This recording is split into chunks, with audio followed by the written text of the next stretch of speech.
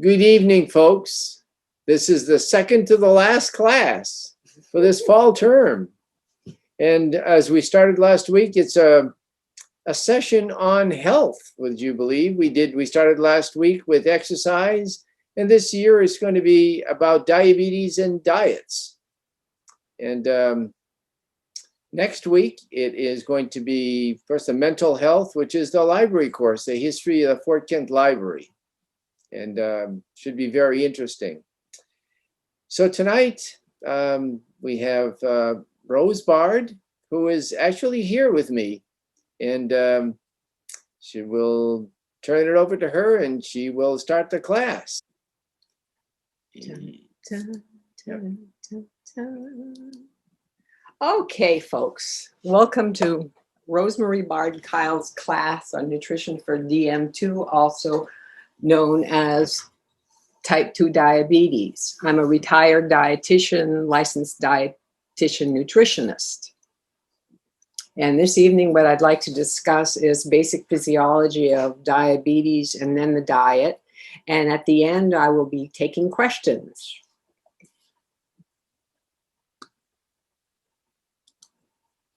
To start off, people with type 2 diabetes are said to have insulin resistance. People who are middle-aged or older are most likely to get this kind of diabetes.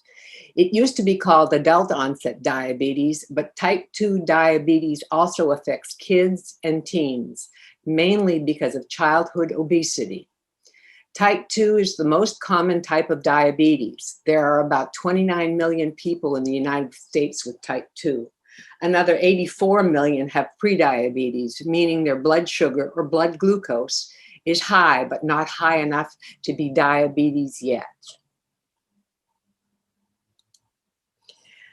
The signs and symptoms of DM2. The symptoms of type 2 diabetes can be so mild that you don't notice them. About 8 million people who have it don't know it. Symptoms include being very thirsty, peeing a lot, blurry vision, being cranky, tingling or numbness in your hands or feet, fatigue, feeling worn out.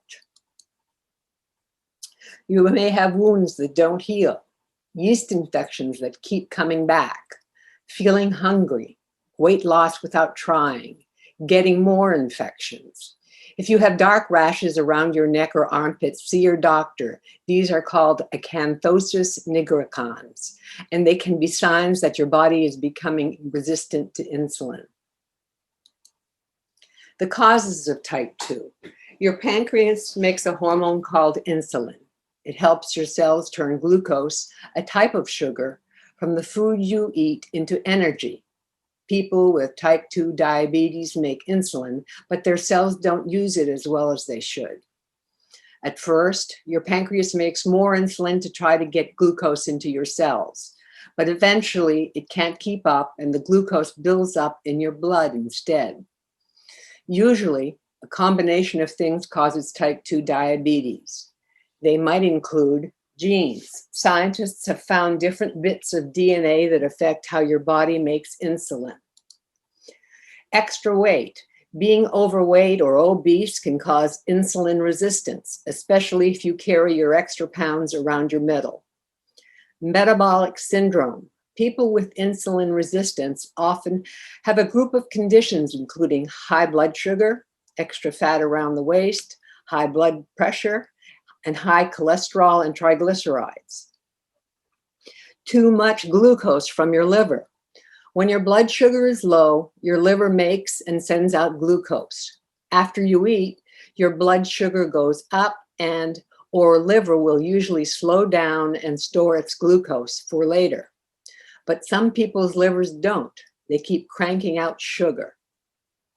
Bad communication between cells. Sometimes cells send out the wrong amount of insulin at the wrong time. Your blood sugar gets thrown off. High blood sugar can damage these cells too.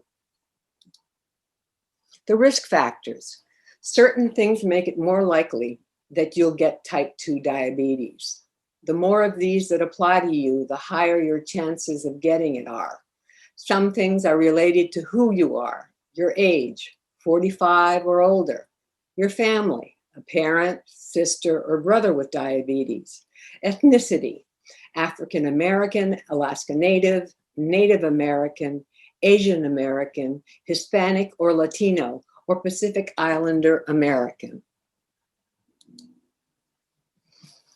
The risk factors related to your health and medical history: prediabetes, heart and blood vessel disease, high blood pressure even if it's treated and under control, low HDL, that's the good cholesterol that you've probably heard of, high triglycerides, being overweight or obese, having a baby who weighed more than 9 pounds. Men, that doesn't relate to you. Gestational diabetes while you were pregnant.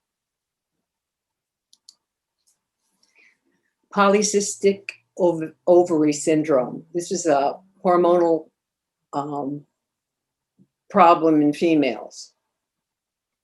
Depression. Other things that raise your risk of diabetes have to do with your daily habits and lifestyle. These are the ones you can do something about. When you're getting little or no exercise, when you're smoking, when you're under stress, when you're sleeping too much or too little. Weight loss. Dropping extra pounds can help. While losing 5% of your body weight is good, losing at least 7% and keeping it off seems to be ideal. That means someone who weighs 180 pounds can change their blood sugar levels by losing around 13 pounds. Weight loss can seem overwhelming, but portion control and eating healthy foods are a good place to start. Healthy eating. There's no specific diet for type 2 diabetes. A registered dietitian can teach you about carbs and help you make a meal plan you can stick with. Focus on eating fewer calories, cutting back on refined carbs, especially sweets, adding veggies and fruits to your diet, and getting more fiber. Exercise. Try to get 30 to 60 minutes of physical activity every day. You can walk, bike, swim, or do anything else that gets your heart rate up. Pair that with strength training like yoga or weightlifting.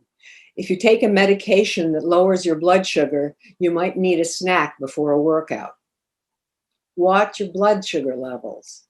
Depending on your treatment, especially if you're on insulin, your doctor will tell you if you need to test your blood sugar levels and how often to do it. Prevention of diabetes type 2. Adopting a healthy lifestyle can help you lower your risk of diabetes. Lose weight. Dropping just 7% to 10% of your weight can cut your risk of type 2 diabetes in half. Get active. 30 minutes of brisk walking a day will cut your risk by almost a third. Eat right. Avoid highly processed carbs, sugary drinks, and trans and saturated fats. Limit red and processed meats. Quit smoking. Work with your doctor to keep from gaining weight after you quit, so you don't create one problem by solving another. Diabetes and a healthy diet. Carbs. Carbs give you fuel. They affect your blood sugar faster than fats or protein.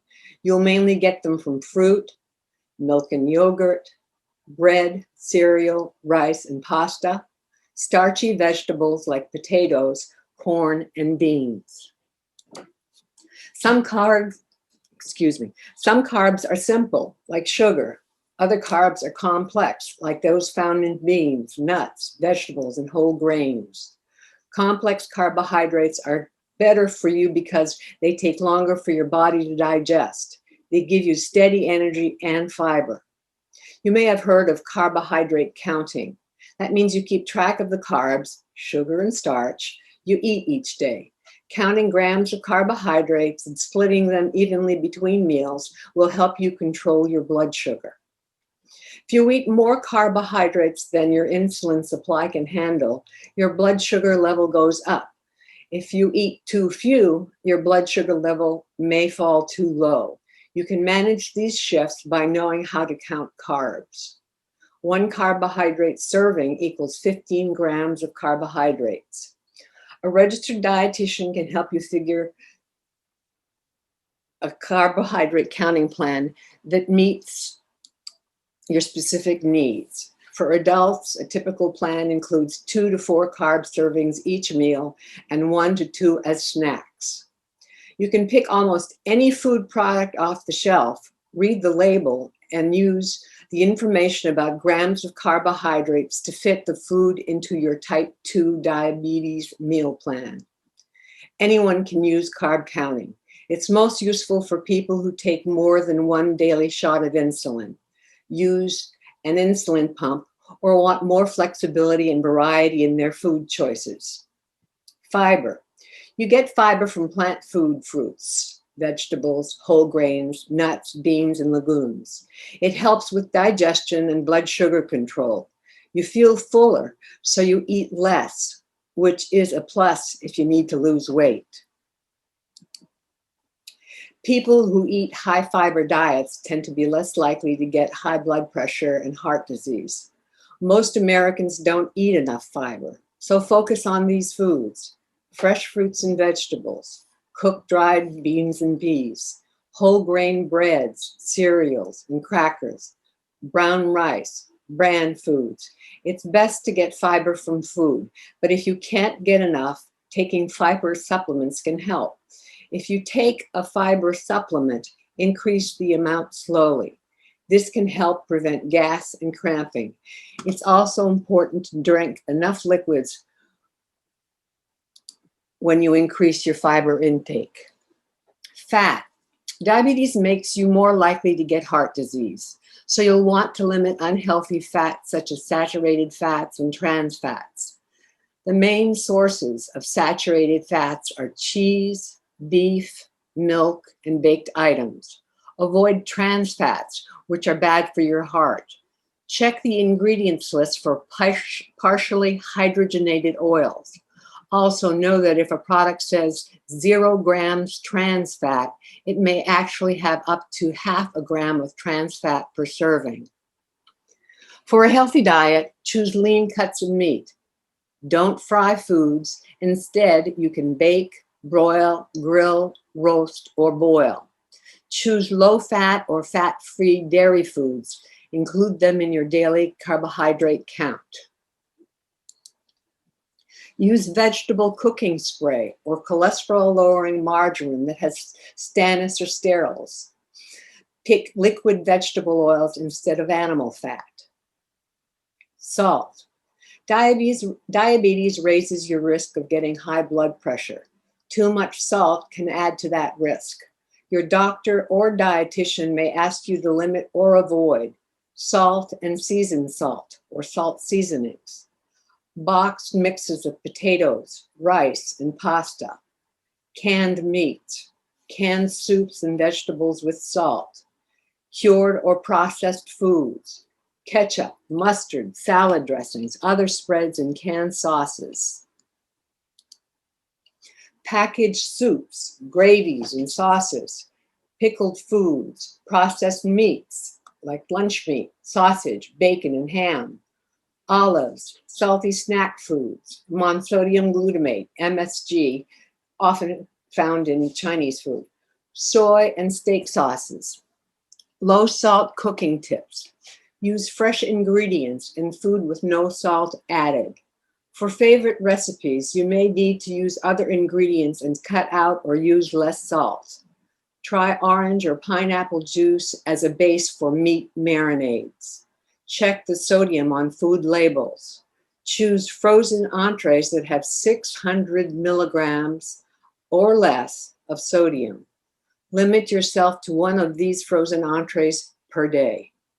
Use fresh, frozen, or no added salt canned vegetables. Rinse them first. If you buy canned soup, look for low sodium ones. Avoid mixed seasonings and spice blends that include salt, such as garlic salt. How much can you eat? Check the serving sizes on nutrition labels. Servings may be smaller than you think. Eat only the amount of food in your diabetes meal plan. Extra calories lead to extra fat and pounds. Don't skip meals though. Eat them and snacks at regular times every day. What is the TLC diet for diabetes? If you also have high cholesterol, your doctor probably will recommend something called the TLC or Therapeutic Lifestyle Changes Plan. The goal is to lower your cholesterol level, drop extra weight, and get more active. That helps prevent heart disease, which is more common when you have diabetes. On the TLC diet, you will limit fat to 25% to 35% of your total calories. Get no more than 7% of your daily calories from saturated fat, 10% or less from polyunsaturated fats, and up to 20% from monosaturated fats like plant oils or nuts. You keep your carbs to 50 to 60% of your daily calories. You aim for 20 to 30 grams of fiber each day. You allow 15 to 20% of your daily calories for protein. You cap cholesterol at 200 milligrams per day. You'll also need to get more exercise and keep up with your medical treatment. Now, can you have sugar?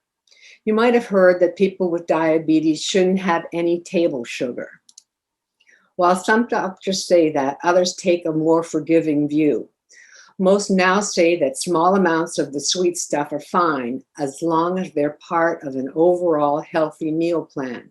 Table sugar doesn't raise your blood sugar any more than starches. Remember, though, that sugar is a carb. So when you eat sweet foods like cookies, cake, or candy, don't eat another carb or starch, for example, potatoes, that you would have eaten that day. In other words, substitute, don't add. Ultimately, the total grams matter more than the source of the sugar. Account for any swaps in carbohydrate budget for the day. Adjust your medications if you add sugars to your meals. If you take insulin, tweak your dose to account for the added carbs so you can keep your blood sugar under control as much as possible. Check your glucose after eating sugary foods. Read food labels so you know how much sugar or carbs are in the things you eat and drink. Also, check how many calories and how much fat are in each serving. Other sweeteners. You can add artificial ones to your foods and drinks. Many have carbs, though, so check the label carefully. If necessary, adjust the other foods in your meal or your medication to keep your blood sugar under control. Certain sweeteners called sugar alcohols have some calories and can slightly raise your glucose levels. If you eat too much of them, you can get gas and diarrhea. Examples include xylitol, mannitol, and sorbitol. You can also use stevia to make things sweet. It's a natural product with no calories. What about alcohol? Ask your doctor if it's okay for you to drink booze. If they say yes, do it only occasionally, when your blood sugar is well controlled. Most wine and mixed drinks have sugar, and alcohol has a lot of calories. Most of this information was provided by the WebMD, and I took the information on March 15th, 2021. At this point, I'd like to take questions of any kind that may be more specific to you and your needs.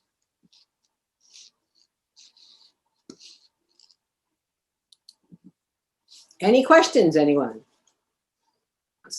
This is owner Joe Parody. EVOO, extra virgin olive oil. Is that considered good, bad, or indifferent? Or olive oil is considered a good choice. Again, as I was just saying to Judy, the good fat is fine as long as you're careful about the amount. 1 tablespoon is considered 1 portion. And if you have a weight problem, try to keep that within 1 portion per meal. That's just a general guideline. A suggestion for you, the Teflon type pan, and use a spray rather than the actual oil. You're going to use less fat and things won't stick. Any other questions? Again, if diabetes too is an issue for you, I strongly recommend that when you see your physician that you're referred to a registered dietitian who can plan a diet for you according to your lifestyle. That's a critical part, because a structured plan across the board for everyone does not work any more than, recommending somebody to ride a bike when they hate riding a bike. You really need to have an individualized plan. It's, very informative. It kind of makes you consider what you're eating or how what you're eating, how much you're eating, and how you're preparing it is also a big one. Yeah. And so it's for me, noticing that one of the critical periods is when you get age 45. I always assumed that, and I'm not sure what age, but it looks like there is an age that becomes critical. And as we get older, everything starts to break down, I'm afraid. Appreciate it, and thank you, Rose, for being here. You did well. Well, thank you. Have a good evening.